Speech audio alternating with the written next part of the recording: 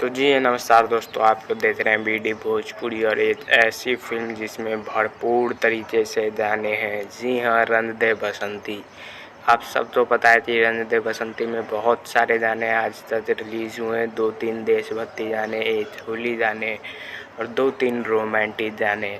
इसके बाद भी एक और नया गाना है जो कि रिलीज़ हुआ है SRK म्यूजिक के यूट्यूब चैनल पर। गाने का नाम है डूबिए जइबा।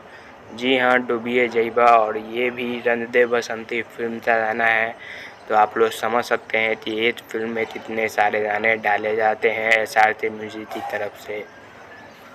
तो आप लोग तैयार रहिए और आप लोग SRK म्यूजिक पर डूबिए जइबा गाने तो जाके सुनिए। वीडियो काफ़ी ज़बरदस्त है और आप लोग तो काफ़ी ज़्यादा पसंद आएगा। तो आप लोग जाइए और डूबिए जइबा रंग दे बसंती में आइटम सॉन्ग है ये।